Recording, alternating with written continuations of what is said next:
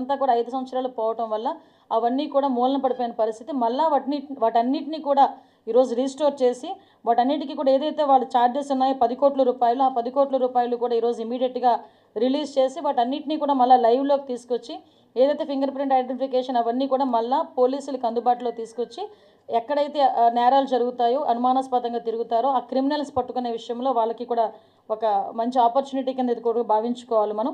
అదేవిధంగా ఇంతకుముందు మీకు చెప్పాను, ఇంతకుముందు మనకేంటంటే 15,000 సీసీ కెమెరాస్ మనకి ఇంతకుముందు ఉండేవి. ఆ సీసీ కెమెరాస్లో మనం మొన్నటి వరకు అసలు పనిచేసేవి కాదు, కొన్ని పనిచేసిన దాంట్లో కూడా ఫుటేజెస్ కూడా మనకు వచ్చేవి కాదు. ఇప్పుడు ఈ 15,000 కూడా అసలు ఎన్ని వర్క్ చేస్తున్నాయి, ఇంకా ఎన్ని కావాలి.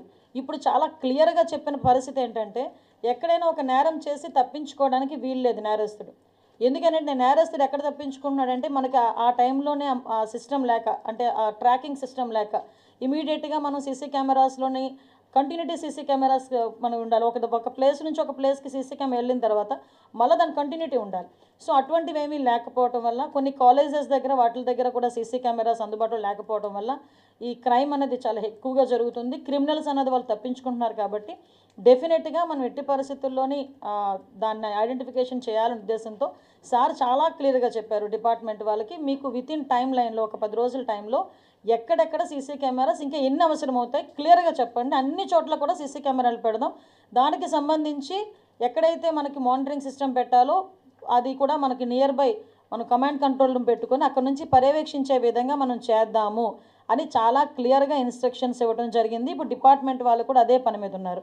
ఇందులో భాగంగానే గర్ల్స్ కాలేజీల దగ్గర, మెడికల్ కాలేజెస్ దగ్గర, స్కూల్స్ దగ్గర, అదేవిధంగా ఎక్కువగా జనాలు తిరిగే ప్లేసెస్లో కెమెరాస్ లేవు అనుకుంటే డెఫినెట్గా అలాంటి చోట సీసీ కెమెరాస్ పెట్టి మానిటరింగ్ చేసుకొని ఎట్టి పరిస్థితుల్లోని నేరస్తుడు అనేవాడు తప్పించుకోవడానికి వీలు లేకుండా పగడ్బందీగా